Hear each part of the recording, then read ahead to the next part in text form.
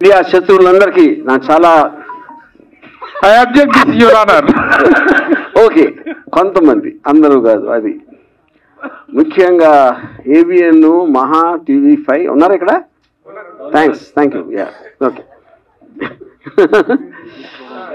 Okay. Before I start, కానీ నాకు తెలిసి ఇంతవరకు హిస్టరీలో స్టేజ్ మీద మీడియా శత్రువులు అనే మాట ఫస్ట్ టైం వాడి ఉంటారు ఎవరైనా. కరెక్టా? ఇలాంటి క్రెడిట్స్ అన్ని మీకే దక్కుతుంటాయి. Yeah, okay. సో నాకు అంటే ఇప్పుడు రకరకాల వేరే వేరే ఛానల్స్లో వేరే వేరే బిట్స్ ప్రోగ్రామ్స్లో వేరే వేరే న్యూస్ ఉన్నాయి కాబట్టి వచ్చినాయి కాబట్టి నాకు ఒక్కసారి ఆ టైం లైన్ ఈవెంట్స్ అనేది ఒక ఆర్డర్లో చెప్తే దాని తర్వాత నేను చెప్పేదానికి మీరు అడిగిన దానికి ఒక సెంబ్లెన్స్ ఉంటుందని అవును.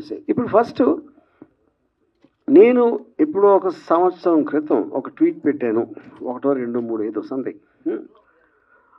ఇప్పుడు నేను రోజుకు 10 ట్వీట్లు పెడతాను, 10, 15, కొన్ని రోజులు ఇంకా ఎక్కువ. అంటే ఈ సంవత్సర కాలంలో కొన్ని వేలు పెట్టి ఉంటాను ఆ లెక్కన. ఆ వేలల్లో ఎప్పుడు ఏం పెట్టాను, ఏ సందర్భంలో పెట్టినా ఎవరికి గుర్తుండటానికి ఛాన్స్ లేదు. అందుకని ఐ హ్యావ్ నో నాలెడ్జ్. అది ఇప్పుడు రెండో పాయింట్, దాని మూలాన ఒకరి మనోభావాలు దెబ్బతిన్నాయి. దానిపైన కంప్లైంట్ పెట్టడం జరిగింది. ఇప్పుడు ఇక్కడ పాయింట్ ఏంటంటే, సంవత్సరం తర్వాత ఎందుకు లేచారు సడన్గా నిద్ర అంటే, ఓకే పాసిబుల్ నిజంగా చూసి ఉండకపోవచ్చు, తను హర్ట్ అయ్యాడు, ఓకే. దానికి సంబంధించి అది అయిపోయింది, దాని మూలాన ఏమీ జరగలేదు. ఆ టైంలో వచ్చినప్పుడు నాకు తెలిసి మీడియాలో కూడా ఏంటి ఇలా వచ్చిందా అని ఎవరన్నా అడిగినది కూడా నాకు గుర్తులేదు. అంటే ఎవరో దాన్ని పట్టించుకుంది, ఈయన ఒక్కరే సంవత్సరం తర్వాత పట్టించుకున్నారు, అదొకటి. సో అప్పుడు నేను బిజీగా ఉండటం వలన నేను ఒక డిఫర్డ్ టైం అడిగాను, ఆ ఇన్స్పెక్టర్ గారు ఇచ్చారు. మళ్ళీ ఆ టైం వచ్చేసరికి ఇంకో విషయం ఏం జరిగిందంటే, 4-5 చోట్ల వేరే వేరే వాళ్ళు వేరే వేరే డిస్ట్రిక్ట్లో అదే కేసు పెట్టారు, సేమ్ థింగ్. సంవత్సరం తర్వాత 4-5 ఒకేసారి మేల్కొనడం ఏంటనేది ఆబ్వియస్గా ఒక సస్పిషియస్ నేచర్ అనిపించింది. ఇప్పుడు యాంటిసిపేటరీ బెయిల్ బై డెఫినేషన్ దానికి ఉన్న ప్రొవిజన్స్లో మీరు ఒక నార్మల్ ప్రొసీజర్ ప్రకారం జరగట్లేదు అని ఒక అనుమానం వచ్చినప్పుడు మీరు కోర్టుకి చెప్పి అప్పుడు కోర్టు డిసైడ్ చేస్తుంది, ఇది దానికి బెయిల్ ఇవ్వడానికి ఉందా లేదా, అసలు ప్రైమా ఫేసి బట్టి దేని బట్టి వాట్ ఎవర్ లా పాయింట్స్ బట్టి. అది నా వర్క్ కూడా అవ్వకపోవటం వలన నేను మళ్ళీ అడిగాను ఇంకొక డేటు కావాలంటే అర్జెంట్ అయితే నేను వర్చువల్ అపియరెన్స్లో వీడియో ద్వారా ఇస్తాను. అది చాలామంది చేస్తున్నారు, సుప్రీంకోర్టు మీద కూడా దాని ఉంది. Prime Minister Narendra Modi also he supported that for quick and efficient service and justice. అప్పుడు నేను ఆ టైంలో 11 గంటలకి ఎప్పేర్ అవ్వాలి 25వ తారీఖు అంటే నేను 10 గంటలకి నేను ఒక రిప్లై ఇచ్చాను, ఇలా కుదురుతుందని. ఒక 20 నిమిషాల్లో పోలీసులు వచ్చారు, నేను పెట్టిన 20-30 మినిట్స్లో. అది కూడా మీడియాతో పాటు వచ్చారు. ఆ మీడియా ఎవరంటే ఏబిఎన్, మహా, మన గ్రేట్ TV5 వాళ్ళే అంటలేదు, ఇంకా వేరే వాళ్ళు కూడా వచ్చారు. ఆ టైంలో నేను లేను 10లో. అది కొంచెం సేపు ఉండి ఒక మేబీ 2-3 అవర్స్ అలానే వెళ్ళిపోయారు. ఇంతకు తప్ప ఇంకేమీ జరగలేదు. ఇది 25th ఎప్పుడైతే ఇది స్టార్ట్ అయిందో ఓపెనింగ్ సీక్వెన్స్ ఇది. మిగతా సినిమా అంతా మీడియా తీశారు. నన్ను సెంట్రల్ క్యారెక్టర్ పెట్టి వాళ్ళు స్క్రిప్ట్ రాసేసి ఏంటి దాంట్లో కొన్ని కీలక సన్నివేశాలు RGB గోడ దూకి పారిపోయాడు, మంచం కింద దాక్కున్నాడు, లేకపోతే కోయంబత్తూరులో ఉన్నాడు, కేరళలో ఉన్నాడు, ఎక్కడ ఉన్నాడు, అక్కడ ఉన్నాడు. 6 టీములు గాలిస్తున్నాయి, జల్లెడ పడుతున్నాయి ఎనిమేటెడ్ హెడ్డింగ్స్. ఇప్పుడు నా క్వశ్చన్ ఏంటంటే, చాలా కామన్ సెన్సికల్ పాయింట్ దీంట్లో. ఇద్దరు పార్టీలు ఉన్నారు ఇక్కడ, ఒకళ్ళు అరెస్ట్ చేయడానికి వచ్చారు, ఒకళ్ళు అరెస్ట్ చేయాల్సి ఉంది. ఇప్పుడు దీంట్లో ఫస్ట్ అరెస్ట్ చేయడానికి వస్తే ఎవరైనా ఏం చేస్తారు, డెన్లోకి వస్తారు. అది నా ప్లేస్ కాబట్టి. పోలీసులు వచ్చారా, రాలేదు, అది ఓకే, వాళ్ళ కారణాలు వాళ్ళకు ఉండొచ్చు. వీళ్ళు అడిగారా ఎందుకు వెళ్ళట్లేదు లోపలికి అని అడగల. నేను ఇంతవరకు ఈ లాస్ట్ 7-8 రోజుల్లో ఒక పోలీస్ ఆఫీసర్ దీని గురించి మాట్లాడింది వినలేదు. ఇలా అవుతుంది, ఇలా చేస్తున్నాం, టీములు ఫామ్ చేసాం, అన్ని కేసులు చెప్తారు కదా, క్రిమినల్ కేసులు ఇన్ని టీమ్స్ ఫలానా వాడిని ఎతుకుతున్నాయని వాళ్ళు చెప్పారా? చెప్పలా. నార్మల్ ఆస్పెక్ట్లో డెన్లోకి లేకపోతే నాకు క్లోజ్ ఫ్రెండ్స్, నా పార్ట్నరు, నా ఫ్రెండు, నా ఫ్యామిలీ, మా సిస్టరు వాళ్ళ దగ్గరికి వెళ్ళాలి. అక్కడ దొరకపోతేనే నెక్స్ట్ వైడింగ్ చేస్తారు. ఇవన్నీ వదిలేసి వైడింగ్ చేయడం అంటే అసలు ఏమన్నా అర్థం ఉందా? అది ఎవరు అర్థం? పోలీసులు కంప్లీట్ వాళ్ళు చెప్పలేదు మేము చేస్తున్నాం అని. స్క్రీన్ ప్లే మొత్తం, స్క్రీన్ ప్లే, దర్శకత్వం, పాటలు, మాటలు, బ్యాక్గ్రౌండ్ మ్యూజిక్ అంతా చేసింది మీడియా. అప్పుడు దీంట్లో లార్జర్ పాయింట్ ఏంటంటే, నాకు నా కేసు ఒకసారి పక్కన పెడితే నేను ఒక చిన్న ఎగ్జాంపుల్ ఇస్తాను. అర్వింగ్ వాలెస్ అని ఒక చాలా ఫేమస్ రైటరు ఆల్ మైటీ అని ఒక బుక్ రాశారు 70s, 1975 ఇప్పుడు. అదేంటంటే న్యూస్ పేపర్ ఇండస్ట్రీలో పర్టికులర్ న్యూస్ పేపర్ ఓనరు తను అన్ని పేపర్లకు ఒకే న్యూస్ వస్తాయి కదా, మన న్యూస్లో స్పెషాలిటీ ఉంటుంది, మన పేపర్లో ఒక యూనిక్నెస్ అనేది లేకపోతే మనది ఎందుకు ఎక్కువ కొంటారు అని ఒక ఆలోచనతో మన దగ్గరే ఉండాలి ఆ న్యూస్. అప్పుడు ఎలా అవుతాయి? మన దగ్గరే మనమే సృష్టించాలి అని ఇన్సిడెంట్లు క్రియేట్ చేసి ఆ ఒక్క పేపర్లోనే ఇన్సిడెంట్లు వచ్చాయి. ఇన్సిడెంట్ క్రియేట్ చేసింది కూడా ఇతనే. అది దీన్ని బేస్ చేసి అంతిమ తీర్పు అలాంటి కొన్ని సినిమాలు కూడా వచ్చినాయి ఆ టైంలో, ఆల్మైటీ బుక్ బేస్ చేసి. కానీ ఇప్పుడు ఒక ఎక్స్ట్రాడినరీ అడ్వాన్స్మెంట్ ఏమైపోయిందంటే న్యూస్ సృష్టించగల ఉన్న న్యూస్ని మీరు వేరేగా చూపించాలి. అది మనం ఇప్పుడు డెవలప్మెంట్ అయ్యింది అది. సో దానికి ఎగ్జాంపుల్ ఇందాక ఇచ్చాను అది. ఇప్పుడు కమింగ్ టు ద కేస్, ఇప్పుడు ఇది నా ఒక్కడిదే కాకుండా ఐ ఫీల్ ఇప్పుడు లా అనేది ఎప్పుడో సంవత్సరాల క్రితం ఎప్పుడు చేస్తారు.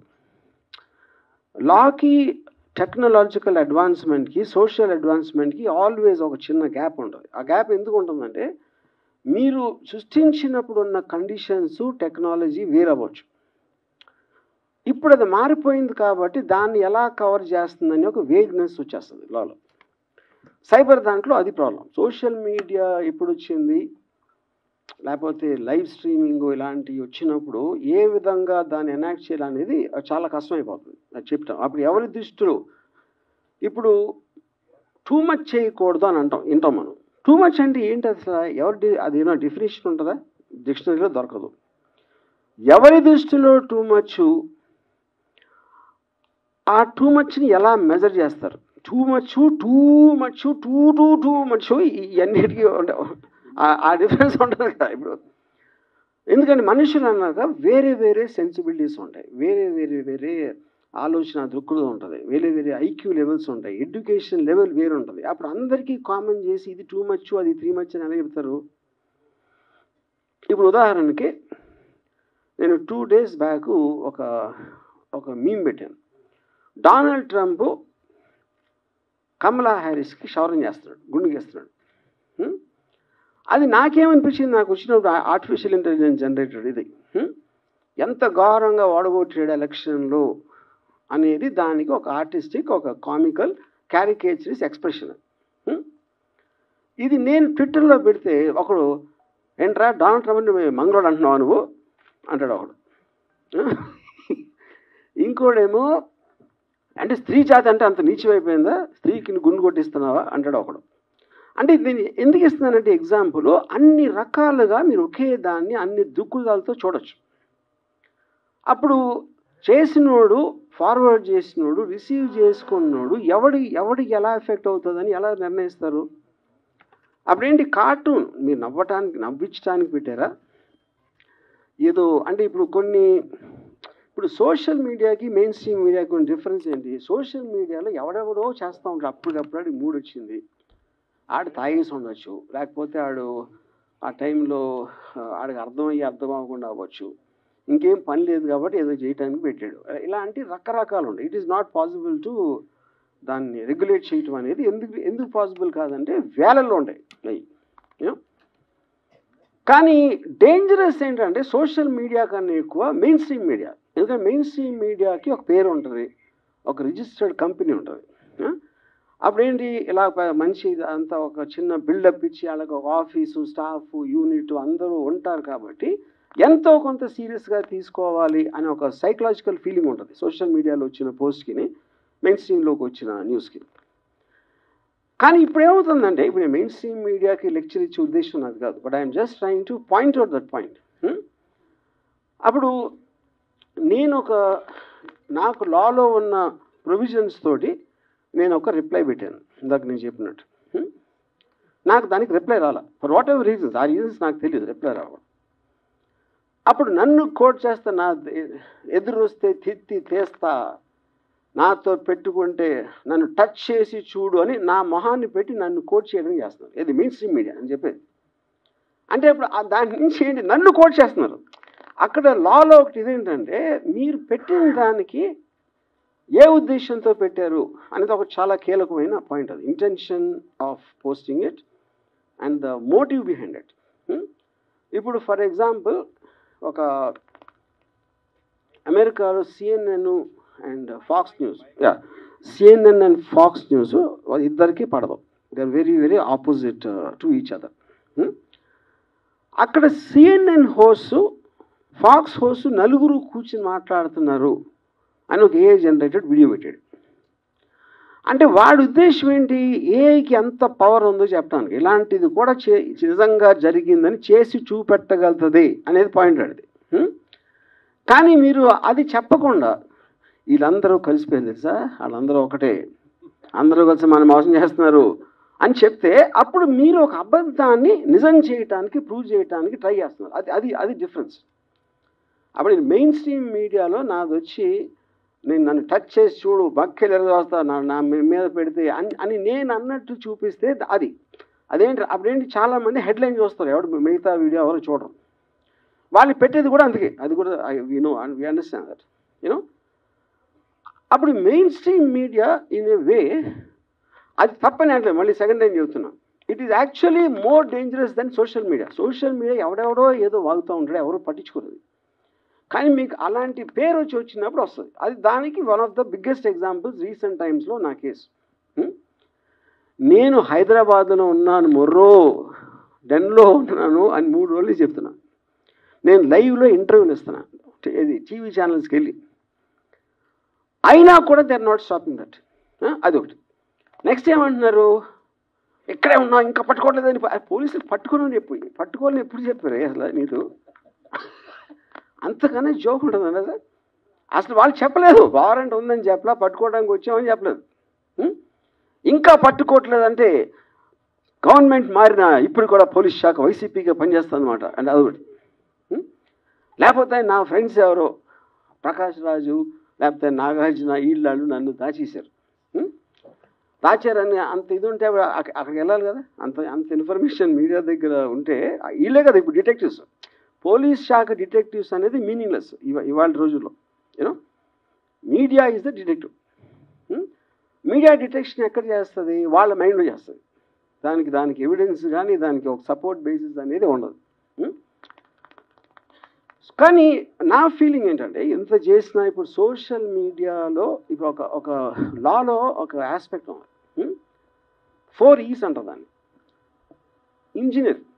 ఇంజనీర్ ఒక ప్రాబ్లమ్ని ఇంజనీర్ చేసి ఎలా దీన్ని ఆపాలి లేకపోతే కంట్రోల్ చేయాలి లిమిటేషన్ పెట్టాలి అంటే ఇంజనీర్ చేయాలి. దాన్ని ఎనాక్ట్ చేయాలి, ఒక లాగా తీసుకురావాలి. ఓకే ఈ పరిస్థితి ఇది అని డెఫినేషన్లు అన్ని ఇచ్చి పారామీటర్స్ ఫిక్స్ చేయాలి. దాని తర్వాత ఎడ్యుకేట్, ప్రజలకు చెప్పాలి ఓకే ఇంతవరకు మీరు ఏదో చేశారు కానీ ఈ రోజు నుంచి ఇలాంటివి వస్తాయి, ఇలా వస్తాయి. That is what called education. దాని తర్వాత ఎన్ఫోర్స్మెంట్. ఆ ఎడ్యుకేట్ చేసిన తర్వాత కూడా దాన్ని వాడు మేము అతిక్రమిస్తే దానికి ఒక కాంటెక్స్లో పనిష్మెంట్ ఏదో పెనలైజేషన్ జరుగుతుంది. యూనో ఇక్కడ మనం ఉన్న ఈ టైమ్స్ ఏమవుతుందంటే ఈ 4 E's కూడా లేవు. అది ఎవరు ఎంతసేపు సోషల్ మీడియా టూ మచ్ అయిపోతుందండి, మరీ కొంచెం మితిమీరిపోతుంది అని అంటున్నారు కానీ అది ఎలా ఆపాలనే ఆలోచన కూడా ఎవరు చేయట్లా కూర్చుని. అదే చేయనప్పుడు ఇంకా మిగతా 3 E's ఎక్కడి నుంచి వస్తాయి? 100% we agree that there is some very offensive post. There is no doubt about it. Offensive నా దృష్టిలో ఒకటి అవచ్చు, మీ దృష్టిలో ఒకటి, అది కూడా వి అగ్రీ. కానీ ఫ్రీ సొసైటీలో బై డెఫినేషన్ మీకు టాలరేషన్ ఉండాలి. So more or less this is what I want to say. I think నేను మరీ ఎక్కువ లెక్చర్ ఇస్తే I'm sorry for that. Yeah, నా అభిప్రాయం అనేది నాకు చెప్పినప్పుడు మీ అభిప్రాయాన్ని కూడా నేను అదే దాంట్లో తీసుకునే స్పిరిట్ ఉండాలి. నా అభిప్రాయమే కరెక్ట్ అన్నప్పుడు ఫ్రీ సొసైటీ ఎలా అవుతుంది? So that is one point. అప్పుడేంటి, ఒక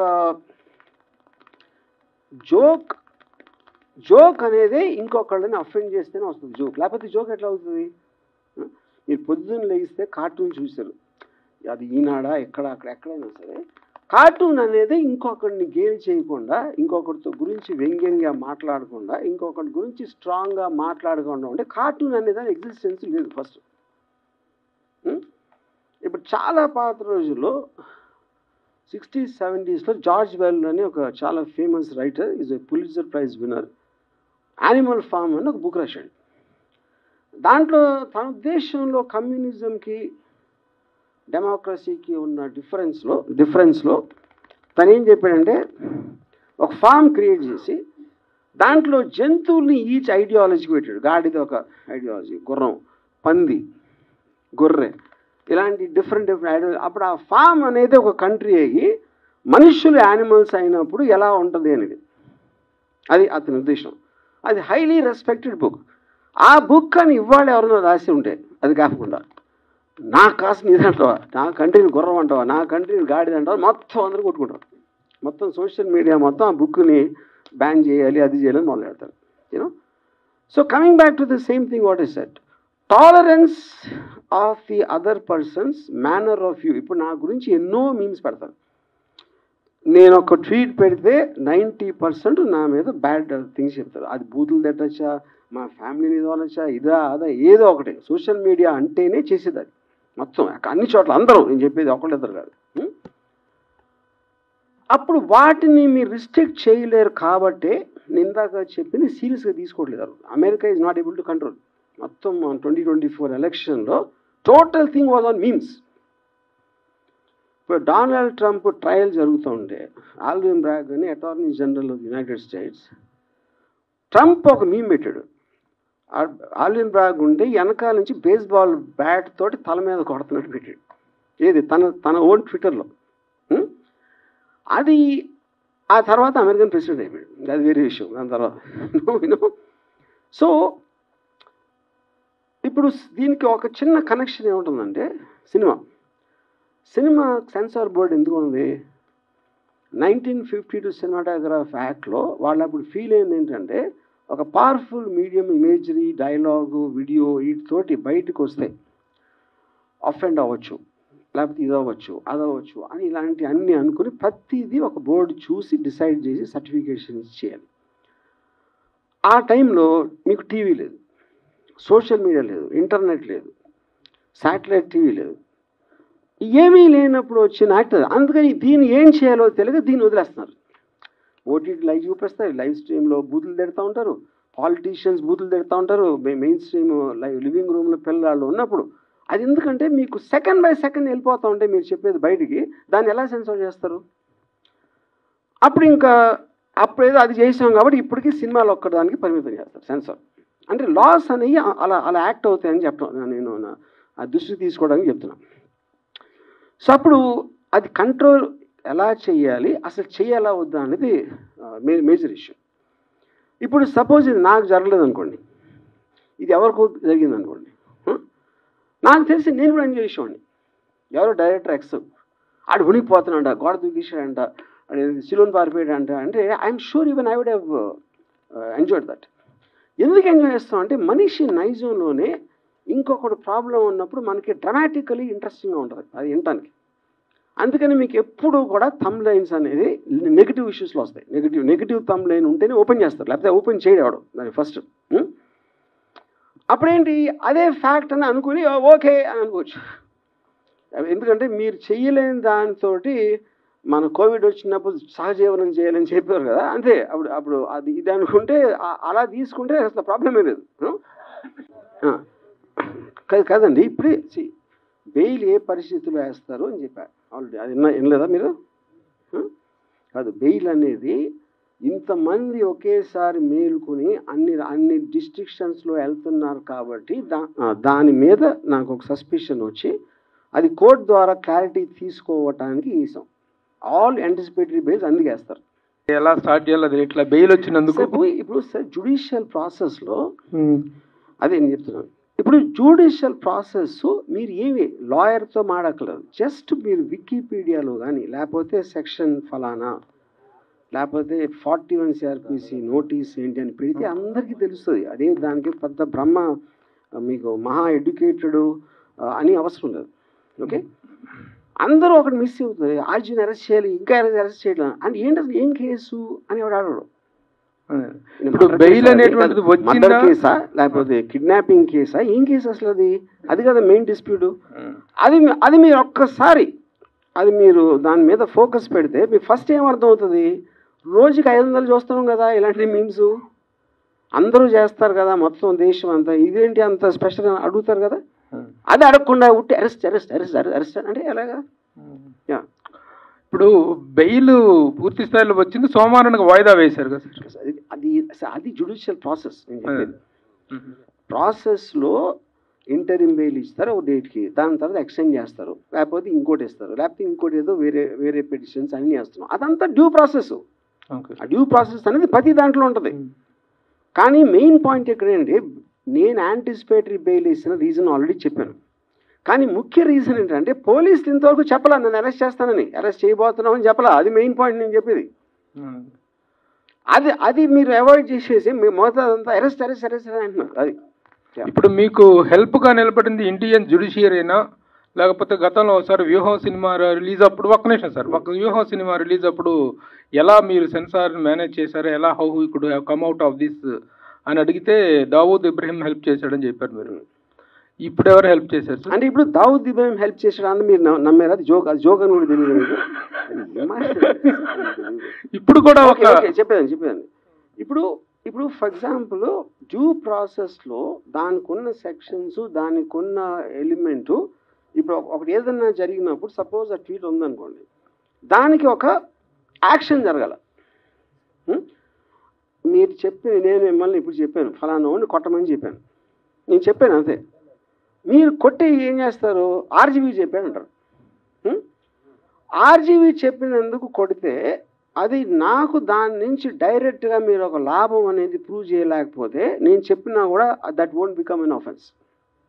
ఓకే, సో ఇప్పుడు 1 year బ్యాక్ నేను పెట్టిన ఏదైతే చెప్తున్నారో అది దాని వలన ఏం జరిగింది, అసలు ఇంత 1 yearలో ఏం జరిగింది ఒకటి. రెండోది, ఆ రోజున ఈయనంటే ఇప్పుడు నిద్రలేసాడు పెట్టినాడు, ఆ రోజున ఉన్న మెయిన్ స్ట్రీమ్ మీడియా ఇంక్లూడింగ్ వాళ్ళతో ప్రోలో ఉన్నా కూడా వాళ్ళు ఏదైనా అనుకున్నారో దాని గురించి అనుకోవాలి. ఎందుకు అనుకోలేదంటే వాళ్ళు చేస్తారు, అదే చేస్తారు, ప్రోగ్రామ్స్ చేస్తారు. ఏది డూపులు పెట్టి, ఇది పెట్టి, క్యారికేచర్స్ పెట్టి, కార్టూన్స్ పెట్టి, పొలిటికల్ లీడర్స్ని కానీ సెలబ్రిటీస్ని కానీ ఎవరినైనా కంటిన్యూస్గా మీరు కార్టూనిష్గా చేయటం అనేది it's a culture in the whole world, in a free world. Yeah Ajeev గారు, అయితే 1 year బ్యాక్ జరిగిన దానికి కేసులు పెట్టడం ఏంటని మీరు అడిగారు. ఆ లాస్ట్ 5 yearsలో కూడా మీరు సినిమాలు తీశారు, ఈ గవర్నమెంట్ మారిన తర్వాత మానేశారు. ఎవరికి టైం వచ్చినప్పుడు వాళ్ళు నడిపిస్తారని ఎందుకు అనుకోవట్లే మీరు? ఎవరికి టైం వచ్చినప్పుడు వాళ్ళు నడిపిస్తారంటే ఏం నడిపిస్తారు అంటే మీరు పొలిటికల్ మూవీస్ చేయనన్నారు కదా, ఇప్పుడు కూడా చెయ్యొచ్చు కదా. ఎందుకు చేయాలి? మూవీస్ చేయడానికి నా రీజన్, అప్పుడు భయపడ్డారు అనుకోవచ్చు కదా దాన్ని. నేను ఇది చెప్పింది ఎప్పుడు వ్యూహం రిలీజ్ అవ్వక ముందు చెప్పాను, నేను ఇంకా పొలిటికల్ మూవీస్ చేయను. ఎందుకు చేయనని చెప్పానంటే నాకు ఆ సెన్సార్ డీలేస్ అంతా చిరాకేసింది.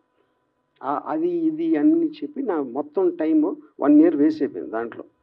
దాని వలన ఆ విధంలో నేను డెసిషన్ తీసుకున్నాను, అది నేను చెప్పింది.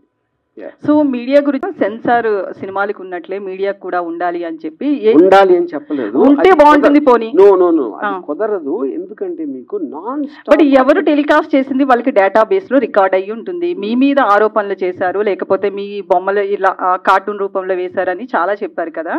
సో దాని మీద మీరు కేసు ఫైల్ చేసుకోవచ్చు కదా, మీకు స్కోప్ ఉంది కదా. నాకు అవమానం జరిగింది అని. నాకు టైం లేదు, ఎందుకంటే నేను బతికేది ఎవడో నా మీద అన్నాడు, ఆడేదో అన్నాడు అని వాడు వెనకాల పట్టడం నా టైం నేను వేస్ట్ చేసుకోను. నేను అది చెప్పేది. అందుకని you have to leave it. అదేవి దాన్ని సీరియస్గా తీసుకోకూడదు. తీసుకోవాలని చెప్పట్లే నేను, ఎందుకంటే we have become a part of that ecosystem in the social media. దాని నుంచి ఎవరు బయటపడలేరు. అప్పుడేంటి, అది మనం ఏం చేయలేం కాబట్టి దాంతోపాటు we have to adapt to it. అది నేను చెప్పింది. సో వర్మ గారు, ఈ మొత్తం ఎపిసోడ్ అంతా కూడా మిమ్మల్ని బాగా డిస్టర్బ్ చేసినట్టుంది. సో ఇప్పుడు ఇదేంటంటే, అది నేను ఎలా ఉన్నాను అనేది మీ దృష్టిలో ఫీల్ అవుతుంది. ఇప్పుడు ఫర్ ఎగ్జాంపుల్ నేను ఒక చిన్న ఎగ్జాంపుల్ వేస్తాను. నాగార్జున ఒక చెట్టు దగ్గర అన్నపూర్ణ స్టేజ్లో ఒక చెట్టు ఉంది. చాలాసార్లు అక్కడ కూర్చున్నాడు. నాగార్జునకి ఏదైనా హిట్ వచ్చినప్పుడు ఏమన్నారంటే, కొంచెం ఏదో తేజస్సు ఉందని, స్పెషల్గా ఉంటాడు, అందుకని చూడండి ఎంత అలా అని చెప్పారు.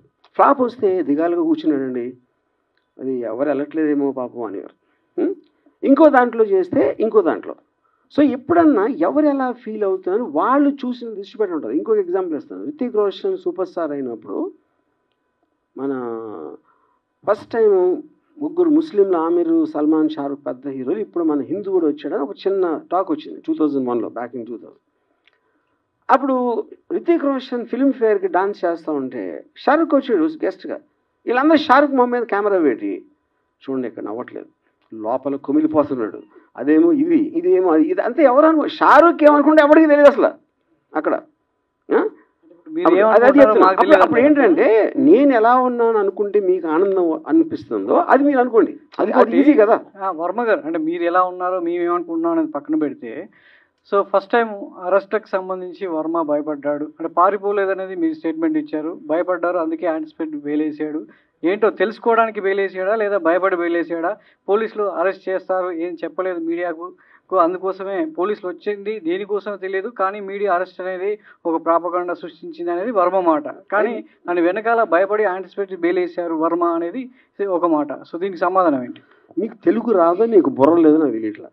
నేను రాగానే ఇది ఒక్కటే చెప్పా. ఫస్ట్ మొత్తం పోసగుచ్చినట్టు జరిగింది, నా కారణం ఏంటి అని చెప్పాక మళ్ళీ అడిగితే ఏంటి నేను చెప్పేది?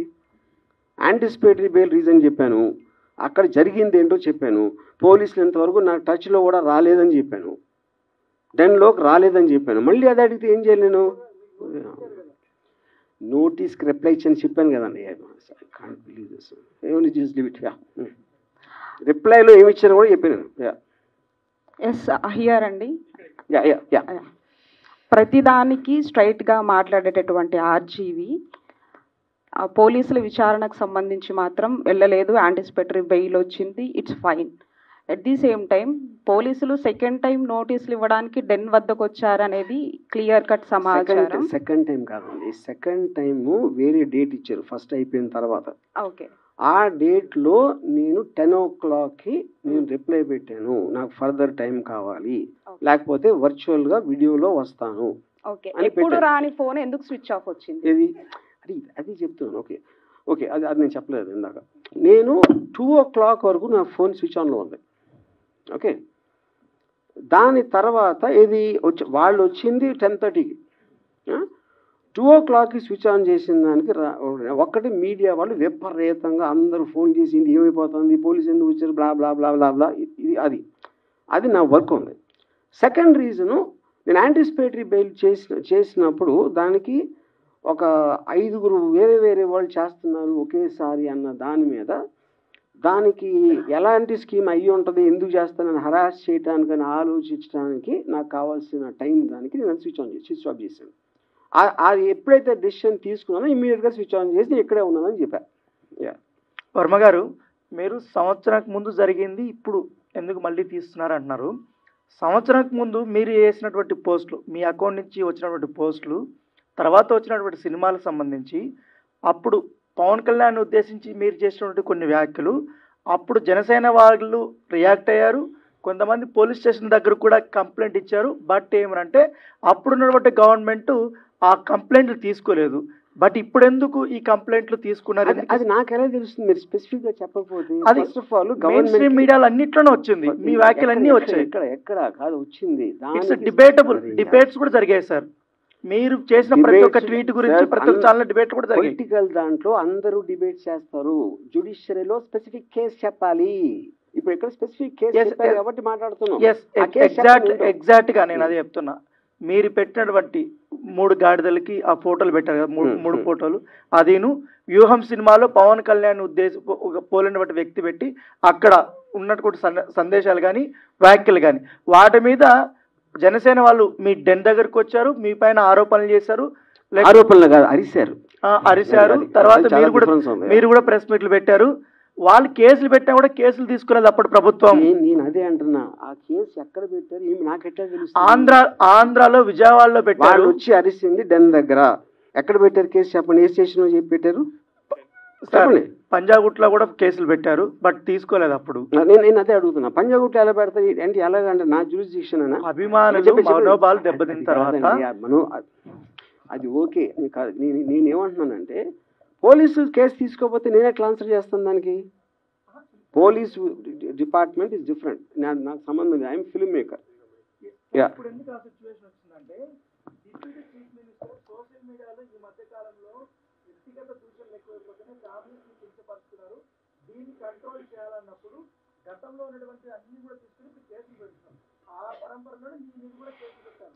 అది నాకు తెలీదు, ఎందుకంటే నాకు తెలియకుండా ఐ డోంట్ వాంట్ టు ఫలానా వాళ్ళు మలానా అవుతుంది కాదు ఫలానా వాళ్ళు చేస్తున్నారు, ఫలానా వాళ్ళు చెప్పారని నేను చెప్పలేను, ఎందుకంటే ఆ నాలెడ్జ్ నా దగ్గర లేదు.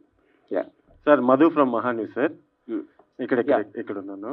ఈ మధ్య ఏపీలో అరెస్ట్ అవుతున్న కేసుల్లో చాలా మంది జైలుకి వెళ్తున్నారు కదా, వాళ్ళు ఏమంటున్నారంటే మాకు గుర్తు లేదు, మర్చిపోయాము, ఇలా చెప్తున్నారు. సో ఇప్పుడు మీరు ఆ రెండు వాడకుండా ఆన్సర్ చెప్తారని చూస్తున్నారు. అరే నేను అదే అన్నానండి, ఫస్ట్ ఆఫ్ ఆల్ ఏ కేసు, ఆ కేసు డీటెయిల్స్ చెప్తేనే కదా. మద్దిపాడు పోలీస్ స్టేషన్ ఒకటి. మద్దిపాడు కాదు, ఇందాక మీరు చెప్పారు కదా ఇలా చెప్తున్నారు. ఆ క్వశ్చన్ నాది కాదు సార్, ఇది వేరు. నేను టోటల్ గా నేను అనే కేసు వేరు, నా క్వశ్చన్ వేరు. మద్దిపాడు పోలీసులు ఆర్జీవీ డెన్ దగ్గరికి వచ్చిన తర్వాత 2 days మీరు కనిపించలేదు సార్. సినిమా షూటింగ్ 2 days అని ఎలా చెప్తున్నారు? మీరు కనిపించలేదు. వాళ్ళు ఉన్నది 2 గంటలు, ఇప్పుడే చెప్పా 3 సార్లు. ఒక 2 days బ్యాక్ వరకు కూడా మద్దిపాడు పోలీసులు హైదరాబాద్ లో ఉన్నారు సార్. అక్కడ మీరు చెప్పారా? నాకు తెలుసు సార్, నా దగ్గర ఉంది సార్, ప్రూఫ్ ఉంది. చూపించండి ఇప్పుడే. ఆయన పేరు నోట్ చేసుకోండి. నా పేరు మధు సార్, మహాన్యూస్ లో పనిచేస్తాను. మీరు పోలీస్ ఆఫీసర్ 2 రోజుల నుంచి మేము గాలిస్తున్నాం అన్న వీడియో మీరు చూపిస్తే కనుక సార్ నేను మీకు ₹1,00,000 ఇస్తాను ఇమీడియట్ గా. చూసుకోండి, రండి సార్. ఈ ప్రెస్ మీట్ అయిపోయిన తర్వాత మీకు ఆడియో వినిపిస్తాను సార్. ఆడియో ఎవడన్నా మాడతాడు? నాకు పోలీస్ ఆఫీసర్ వీడియోలో చెప్పింది చూపించండి. ఆడియో లేదు, మీకెందుకు మాట్లాడారు? ఇప్పుడు ఒకటి ఇవన్నీ అనవసరం సార్, నేను ఒకటే చెప్తున్నాను. సింపుల్ గా ఇది నాన్ సెన్స్ అనకండి సార్, ఎందుకంటే క్వశ్చన్ మేము అడగాలి, మీరు ఆన్సర్ చెప్పాలి. నాన్ సెన్స్ చెప్పట్లేదా? నేను కాదు, మీరు ఇక్కడ కూర్చుని మీరు వాళ్ళు చెప్పారు 2 రోజులు ఉన్నారన్నారు. 2 రోజులు 2 రోజులు కాదు, 3 రోజులు సార్, 1 day వాట్ ఎవర్. నేను ప్రూఫ్ అడుగుతున్నా. అదే సార్ నేను అడిగింది. పోలీసులు చూపించకుండా ఊరికైనా మాట్లాడద్దు, అది నేను చెప్పేది. ఓకే, సినిమా షూటింగ్ అని చెప్పారు కదా సార్, సినిమా షూటింగ్ వెళ్ళామని చెప్పారు. ఏ సినిమా సార్? ఏం సినిమా మీకు ఎందుకు చెప్పాలండి? ఇప్పుడు ఎందుకని పిలిచారు? కాదు అసలు నువ్వు పోలీస్ మీరు పిలిచారు కాబట్టి మేము వచ్చాం sir. I don't want to talk. మీ సమాధానం లేనప్పటికీ ఇలానే మీకు చెప్పను. ఇప్పుడు ఒకటే నేను ఇందాక ఒక చాలా ఇంపార్టెంట్ పాయింట్ చెప్పాను. 2 people ఆర్ మోస్ట్ ఇంపార్టెంట్ ఇక్కడ. పోలీసులకి they have every right to ask. ఏం అడగాలి? ఎక్కడ ఉన్నాడు రామ్మోహన్? ఇక్కడ లేడు, షూటింగ్లో ఉన్నాడు. ఏ షూటింగ్ అని అడిగారా? అడగల. ఎక్కడ ఏ ప్రాంతంలో జరుగుతుంది అన్నారా? అడగల. అరెస్ట్ చేయడానికి వచ్చాం అన్నారా? అనలేదు. మేము గాలింపు పెడుతున్నాం అన్నారా? అనలేదు. ఈ 4 ఏదన్నా వాడు అన్నది చూపిస్తే అప్పుడు మాట్లాడు. చేతగాని తను కానీ వాళ్ళు చెప్పలేదండి, అరెస్ట్ చేయడానికి వచ్చామని చెప్పలేదండి. చేతగాని అరే యార్, వాళ్ళు ఎందుకు వచ్చారో మీరు వాళ్ళని అడుగుతారా, నన్ను అడుగుతారా? అరే ఏం అట్లా కాదండి. సరే ఓకే, వదిలేసేయండి. మామూలుగా ఇన్ జనరల్ గా పోలీసులు అనేటువంటి వాళ్ళు మన ఇళ్ళ మీద కానీ ఎక్కడికైనా వచ్చినట్లయితే అది చాలా ప్రెస్టేజ్ క్వశ్చన్. ప్రతి ఒక్కళ్ళు కూడాను అవమానపడతారు, పోలీసులు వచ్చారు వాళ్ళ ఇంటికి అని. మీ ఆఫీస్ ముందు ఒక 4 గంటలు దాదాపు, అవును 2 గంటలో 4 గంటలో మీ ఇంటి ముందుకు వచ్చేసి వాళ్ళ ఆఫీస్ ముందుకు వచ్చేసినప్పుడు మీరు ఎందుకు వచ్చారు, నా పరువు తీసే హక్కు మీకేముంది అనేటువంటిది మీరేమైనా చేశారా? మీరేమైనా దానికి నేను చెప్తున్నా అది కమ్యూనికేషన్ జరిగిందని చెప్పాను కదా. ఆల్రెడీ నాకు వాళ్ళు వచ్చి నోటీస్ ఇచ్చారు కదా, మా ఇద్దరి మధ్యన కమ్యూనికేషన్ ఉంది కదా. ఉన్న తర్వాత వాళ్ళు వచ్చారు, అప్పుడు నేను లేను. తర్వాత వాళ్ళు వెళ్ళిపోయారు. వెళ్ళిపోయిన తర్వాత ఇంతవరకు వాళ్ళు నాకు కమ్యూనికేట్ చేయలేదు నాతో ఇంతవరకు. ఆర్జీవి గారు, వైసీపీకి సపోర్ట్ చేసిన సినీ పెద్దలు అంటే పోసాని కానీ ఆలీ గారు కానీ ఇక నుంచి మాకు రాజకీయాలతో సంబంధం లేదు, మేము రాజకీయాల నుంచి వైదొలుగుతున్నామని వాళ్ళు ముందే అనౌన్స్ చేశారు. మీరు ఎందుకు చేయలేకపోయారు? నేను ఎందుకు చేయాలి? అదేంటి అసలు మీనింగ్ ఏంటి దానికి? నేను నా ఇష్టం వచ్చింది చేస్తానండి. అది లా పరిధిలో లేనప్పుడు జ్యుడిషియరీ డెసిషన్ తీసుకుంటుంది. అది కరెక్టా కాదని మధ్యలో ఎవరు చెప్పడానికి నేను చేయాలో చేయకూడదని. సార్ హర్జీ గారు, నేను వెంకట్ ఎన్టీవీ సార్. మీడియాలో పోస్ట్ చేసిన అంటే కార్టూన్స్ వల్ల ఇప్పుడు ఈ వివాదం నడుస్తుంది కదా, మరి దాన్ని ఫుల్ స్టాప్ పెడతారా? మళ్ళీ అదే పవన్ కళ్యాణ్ చంద్రబాబు ఇలా వేస్తారు, మళ్ళీ వేస్తారా? నేను ప్రతిరోజు 5-6 పెడతా. ఇప్పుడు కూడా పెడతానే ఉన్నా. ఇప్పుడు కూడా చెప్పాను కదా, డొనాల్డ్ ట్రంప్ చెప్పాను కదా ఇందాక.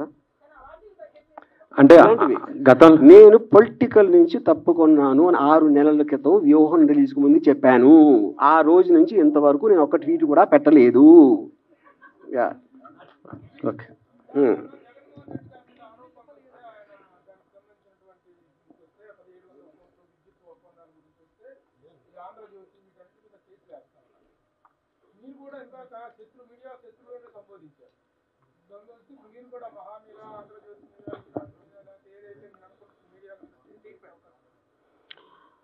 అది case I want to do దాన్ని. అంటే నా కారణాలు వేరు ఉండొచ్చు, ఆ కారణాలు డీటెయిల్స్ నేను తర్వాత చెప్తాను. బికాస్ ఇది దిస్ కమ్స్ ఏది ఏది ఏది ఏది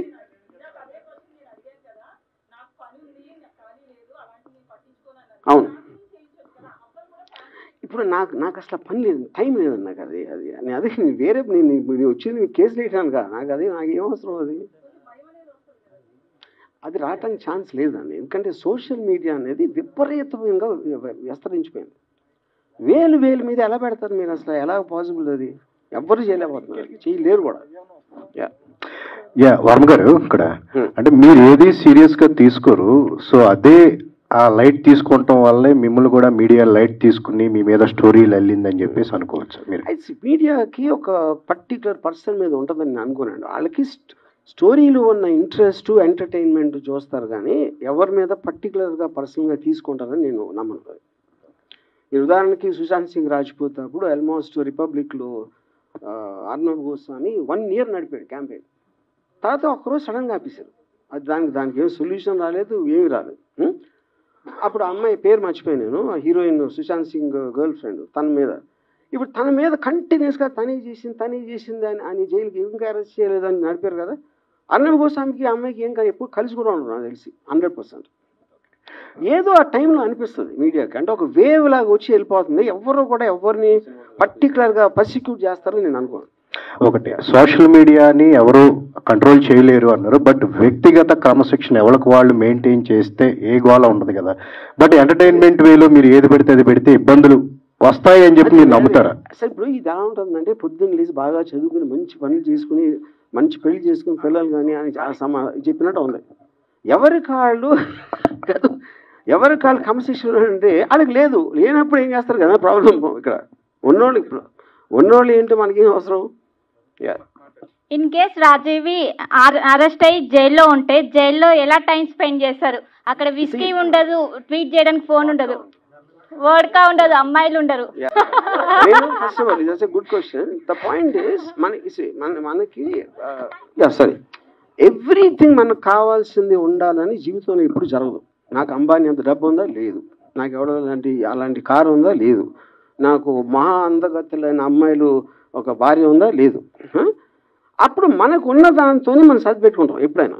అందులో సడన్గా ఒకవేళ కోవిడ్ వస్తుంది, దానికి సరిపెట్టుకోవాలి. ఇంకోటి ఏదో వస్తుంది, దానికి సరిపెట్టుకోవాలి. అలాగప్పుడు ఈ కేసు అన్న ఏదన్నా నాకు అలాంటి పరిస్థితి వస్తే నేను ఎప్పుడు అడాప్ట్ అవుతాను. నా లైఫ్లో నాకున్న నేచరు అడాప్ట్ అవుతాను. అప్పుడు నేను అక్కడ క్రిమినల్స్తో కలిసి నెక్స్ట్ 1 year సంబంధించి 4-5 కథలు రెడీ చేసుకుని వస్తాను. సార్, ఇప్పుడు ఏ సంఘటన జరిగినా సరే దాని మీద ఒక సినిమా తీసేస్తారు. ఈ 10 రోజుల నుంచి జరిగిన దాని మీద ఏమన్నా ఒక సినిమా తీసే ఆలోచన ఉందా? సార్, ఇప్పుడు మీడియా తీసిన సినిమా కన్నా గొప్ప సినిమా తీసే టాలెంట్ నా దగ్గర లేదు. నేను ఒప్పుకుంటున్నా. నేను నథింగ్. వాళ్ళు రాజమౌళి అయితే నేను రామగోపాలరావు. సార్, లాస్ట్ ఇయర్ వ్యూహం సినిమా ప్రెస్ మీట్ లో సార్ ప్రశ్న 2024లో ప్రభుత్వం తారుమారు అయితే మీ పరిస్థితి ఏంటి అని, ఇదే అనుకోవచ్చా? నేను అదే అంటున్నానండి. అది మీరు అనుకుంటున్నారు, నేనేమనుకోవట్లా. ఇప్పుడు ఇక్కడ సింపుల్ థింగ్ లాజికల్గా ఆలోచించండి. ఒక నోటీస్ వచ్చింది, అయిపోయింది, వాళ్ళు వచ్చారు, వెళ్ళిపోయి, ఎంతకన్నా ఏమీ జరగలేదు కదా. అప్పుడు నాకు ఏమైనట్టు మీ ఉద్దేశం? మీరు మీడియా చూసి అదే భయపడి వణికిపోతున్నాడు, మంచం కింద ఉన్నాడు, భయపడి కలకట్ట అన్ని మీరు అనుకుంటున్నారు. అది అక్కడ ఏమీ జరగలేదు కదా. ఎవరైనా పోలీసులు చూపించండి, పోలీసులు కోట్ చేస్తే ఎవరన్నా చెప్పగలుగుతారా? అది నిజం కాబట్టి చెప్పగలుగుతాను. నేను ఒక ఇన్స్టిట్యూషన్ ఆఫ్ ద గవర్నమెంట్ని నేను డైరెక్ట్గా కోట్ చేస్తా. ఇంతవరకు వాళ్ళని అరెస్ట్ చేయడం నాకు చెప్పలేదు, ఎవరికి చెప్పలేదు. ఇలా నేను కోట్ చేయగలుగుతాను, అది నిజం కాకపోతే ఎలా చేయగలుగుతాను? అది ఒకవేళ అఫీషియల్గా వాళ్ళు అరెస్ట్ చేయడానికి ముందుకు వస్తే ఏం చేస్తారు? నేను అదే అంటున్నా, మళ్ళీ అదే ఒఫీషియల్గా అరెస్ట్ చేయడం కోసం చచ్చినట్టు అరెస్ట్ అవుతాను. అది చెప్పారు కదా. అయితే ఒకటి మాజీ సీఎం జగన్ కావచ్చు, లేదా మాజీ మంత్రులు కావచ్చు, ఎవరైనా ఈ వారం 10 రోజులుగా మీకు ఎవరైనా టచ్ లోకి వచ్చారా? సానుభూతి తెలపడం కావచ్చు? ఎవ్వరు కాదు. ఎందుకు రాలేదంటే అది రావాల్సిన అవసరం లేదు ఫస్ట్ ఆఫ్ ఆల్. ఎందుకంటే వాళ్ళందరికీ మ్యాటర్ తెలుసు వాళ్ళకి.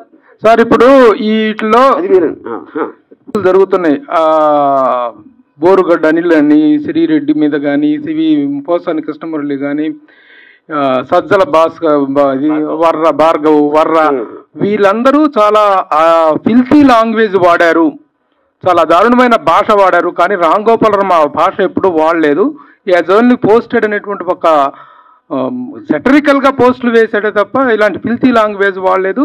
ఆయన అరెస్ట్ చేయటం అనేటువంటిది అంత ఇది కాదు అనేటువంటిది, ఆయన మీద చర్య తీసుకోవటం అనేది అంత కరెక్ట్ కాదు అనేటువంటి ఒక సాఫ్ట్ కార్నర్ సానుభూతి మీ మీద ఉంది. How do you take that? First of all అది అంటే వాళ్ళు ఎవరైతే మీరు పేర్లు చెప్పారో వాళ్ళు మాట్లాడుతున్నది కేసు కాదు కూడా నాకు తెలియదు. ఎందుకంటే అది రెటారిక్ కింద వస్తుంది నాకు తెలిసి. అంటే ఒక ఫర్ ఎగ్జాంపుల్ నన్ను చంపితే ₹1,00,00,000 ఇస్తాను ఒక ఆయన ఎవడో అన్నాడు, పేరు మర్చిపోయాను. ఇప్పుడు అంత డైరెక్ట్గా కాంట్రాక్ట్ కిల్లింగ్ మర్డర్ చేయమని ఆఫర్ ఇచ్చిన అతని మీద కేసు ఏముంది? Complaint, but nothing happen. ఎందుకంటే టీవీలో కూర్చుని చెప్పటానికి ఏ భాష, ఇవాళ భాష ఎవరు వాడట్లేదు, బూత్ మాటలు ప్రతి లీడర్ వాడుతున్నాడు. మినిస్టర్ పోస్ట్లో ఉన్నవాళ్ళు బూతులు మాడారు, పోలీసులను తిడతారు, వాళ్ళని చేస్తారు. అసలు ఎవరు చూసిన ఇంగిత జ్ఞానం లేకుండా కూడా తిడతారు. వాళ్ళందరి మీద కేసులు ఉన్నాయా? ఎక్కడ లేవు కదా. అంటే అదే నేను చెప్పింది, ఫస్ట్ నేను వచ్చి చెప్పింది ఆ లాస్ అనేది క్లారిటీ లేనందుకు జరుగుతుంది. ఎవరికి తెలియదు దాని మళ్ళీ ఎలా దాన్ని ఏం చేయాలి, కంట్రోల్ చేయాలా, కేసు పెట్టాలా, ఏం చేయాలి అనేది తెలియదు ఎవరికి. అది అంటే ఫైనల్గా ఇది రామ్ గోపాల్ వర్మకి జరుగుతున్న లవ్ స్టోరీ, ఇందులో మీడియా ఇన్వాల్వ్ అవ్వద్దు అనేది మీరు కోరుకుంటున్నారా? ఎట్లా? ఫైన్, పోలీస్ వారు వాళ్ళది చేస్తున్నారు, నేను చేసుకుంటున్నాను. మీరు మధ్యలో వచ్చి మీరు సినిమా తీశారు, అది నేను చెప్పేది. పోలీసులు తీయలేదు, నేను తీయలేదు సినిమా ఇక్కడ. సార్ వర్మ గారు, మీ నెక్స్ట్ సినిమా కోసం అందరు కూడా వెయిట్ చేసిన పరిస్థితి. మరి నెక్స్ట్ ప్రాజెక్ట్ ఎప్పుడు రాబోతుంది? ఎలాంటి ప్రాజెక్ట్ అనుకుంటున్నారు? ఆల్రెడీ 2 సినిమాలు అయిపోయినాయి. ఒకటి సారీ అని ఒక థ్రిల్లర్ ఉంది, దాని తర్వాత రష్ అని ఒక మోటార్ స్పోర్ట్స్ యాక్షన్ ఫిల్మ్ ఉంది. 2 ఆల్మోస్ట్ రెడీ అయిపోతున్నాయి. Okay, done.